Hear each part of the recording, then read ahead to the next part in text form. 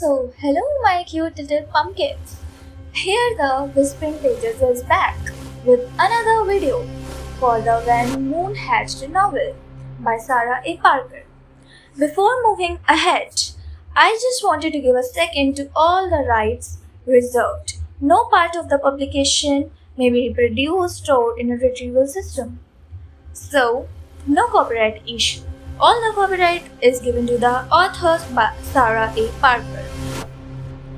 So, मेरी प्यारी audience and my cute little pumpkins, ये नॉवल 2024 की नॉवल है and this novel gave me lots of encouragement and enthusiasm to build this channel and give you a look in another part of the fictional world. मेरी कई audience जो ऐसी होगी जो fictional novels को पसंद ना करती हो, ये उनके लिए भी है क्योंकि समटाइम्स imperfection looks perfect. वही बात है, ये fictional novel gives you kick, gives you goosebumps, जहाँ पर हम आगे आगे जाके देखेंगे कि किस तरीके से और कैसे एक फिक्शनल वर्ल्ड भी आपको रियल वर्ल्ड लगेगा। तो आगे बढ़ने से पहले मैं आपको बता दूँ, मैं हर चैप्टर्स की एंड इंक्लूडिंग प्रोलॉग, एपिलॉग, इन सब की आपको समरी दूंगी because I can't read the whole story in front of you because of the copyright issues. तो आगे बढ़ते हुए, according to the Sarah A. Parker, the world begins with 5. अब आप लोग कहेंगे कि 5 क्या 5? तो 5 यानी 5 गॉड। आज हम उसी के बारे में जानेंगे। तो मैं सबसे पहले आपको बताऊं, हमारी ये earth, the beautiful planet in the whole galaxy, is made by the god Kelis, जिनको हम गॉड ऑफ एथर भी कहते हैं। इन्होंने अपनी एकोस में, यानी अपनी साउंड्स में, अपने बल से, अपने एम्प्टी स्पेस से, अपने पूरी सक्षमता से इस ब्यूटीफुल अर्थ को एक खाली कैनवस की तरह बनाया for the another 4 god to make this world more beautiful. अब केलिस थे कौन? He is the god of ether, जिन्होंने ये अर्थ हमें बनाई, हमें बना के दी एंड हम चलेंगे अर्थ को और सुंदर बनाने की तरफ। Next, builder, the god of ground, जिन्होंने इस अर्थ पे रॉक्स बनाई, सैंड बनाई और हमें चलने की जगह दी। Ryan, she drop in a dripping water. जब बिल्डर ने अपना काम कर दिखाया, तब हमारी गॉडेस रायन, उन्होंने अपनी full affection and with so much of love, she came with red drops upon the rocks, sands, shaded area in the terrain, and she just collected like affection in the deeps of Boulder. Ryan, her tendril drops is filling in the deeps of Boulder. कहानी के दूसरे सिरे की तरफ। अब तक हमने जाना 3 गॉड्स के बारे में। अब आती है हमारी 4th गॉड की entry, क्लोड, the god of air. She is the one who have beautiful voice in her songs. She Singh a song in which every God mesmerise him और हरसेल्फ। तो अब हम बात करते हैं क्लोड के बारे में। उनकी सिल्क जैसी आवाज़, उनका छूना हर गॉड को प्यारा लगने लगा। जिस तरह वो रॉक्स के बीच में से बही, पानी को काटते हुए हवा निकली, ऐसा लगा जैसे मानो चारों ओर एक जीवन फैला हो, a life to the lives. Trees, leaves, bushes, shrubs, fluttering with the god of air, the cloud. She is the one to give the life to the earth. पर इसी बीच उनको ये नहीं पता था कि जब एयर का जन्म होता है साथ ही साथ कुछ ऐसी चीज़ का जन्म होता है जो पूरी दुनिया को ख़त्म करने की ताकत रखे।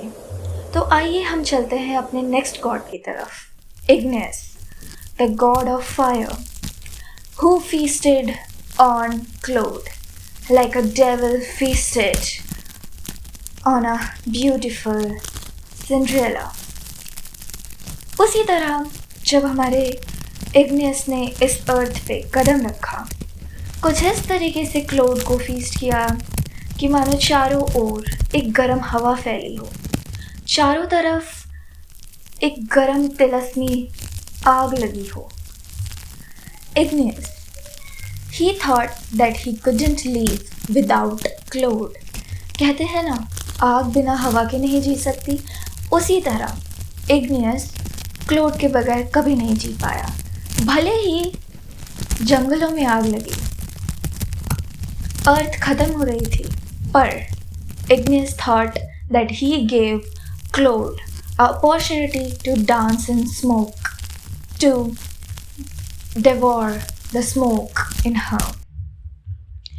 इसी के दौरान हमारे पहले गॉड द केलेस, गॉड ऑफ एथर, उन्होंने सब कुछ देखा।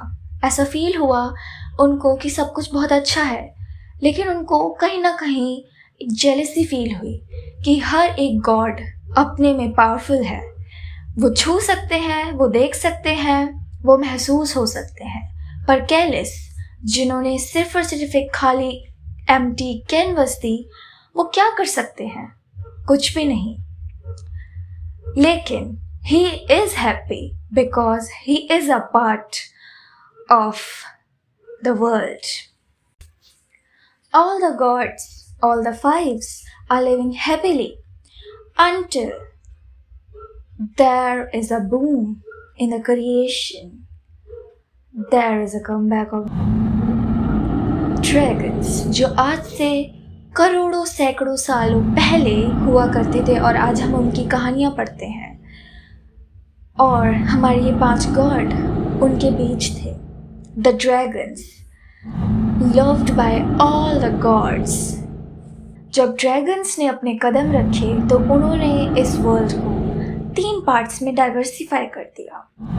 And they never cross their ways because of some habits and some raids।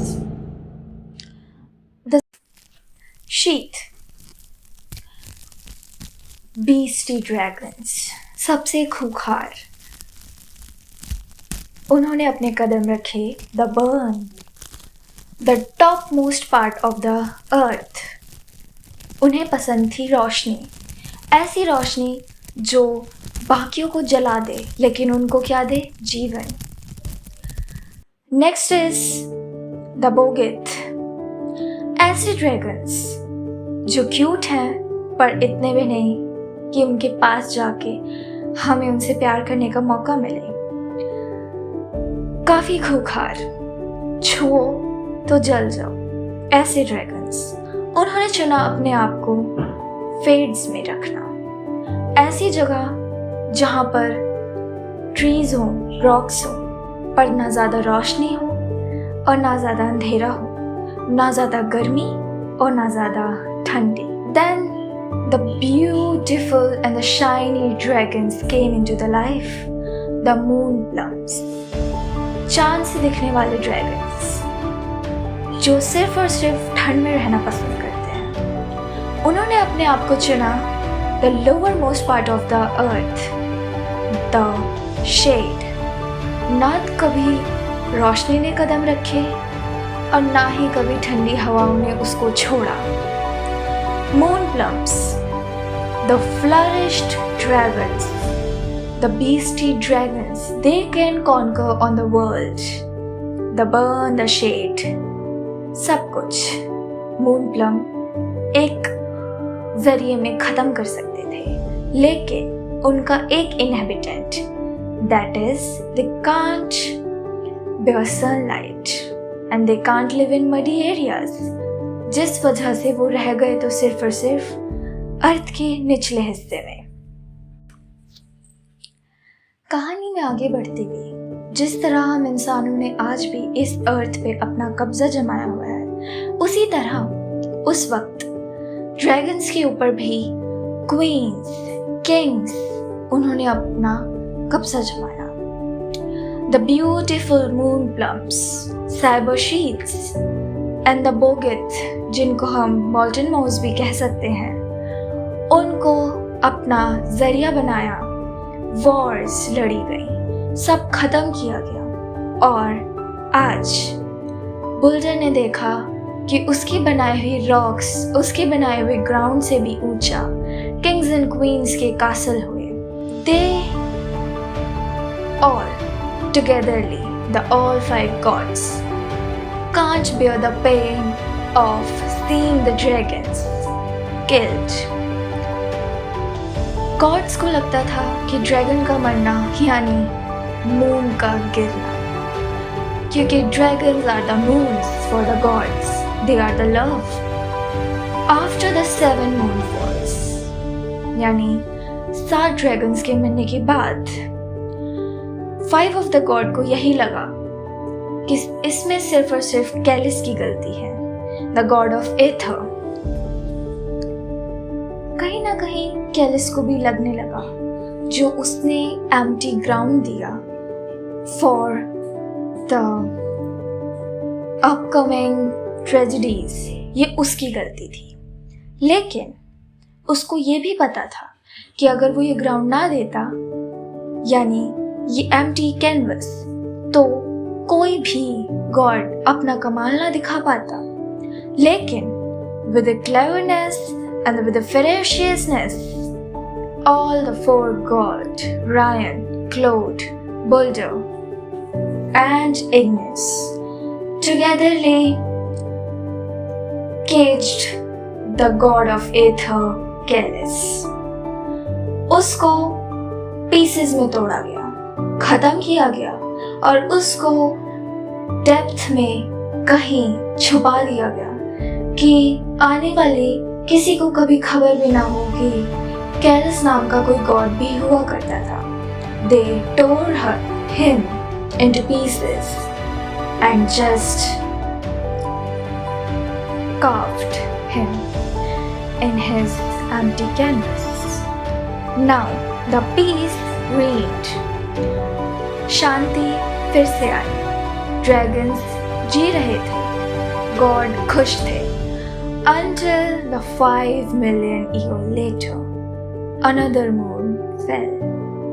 एक और ड्रैगन मरा और इस बार वो मून प्लम था। The god, the remaining 4 god, are now not in a peace.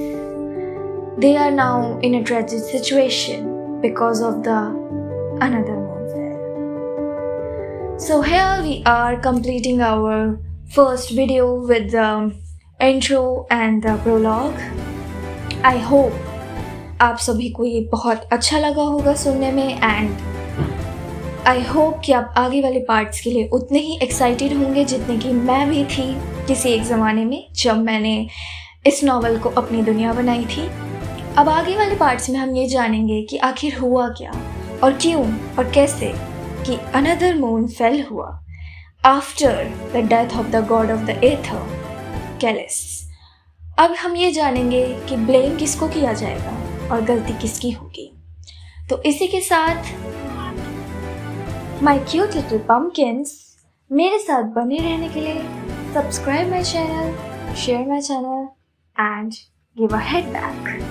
Thank you for your patience. Wait for another parts and exciting ones.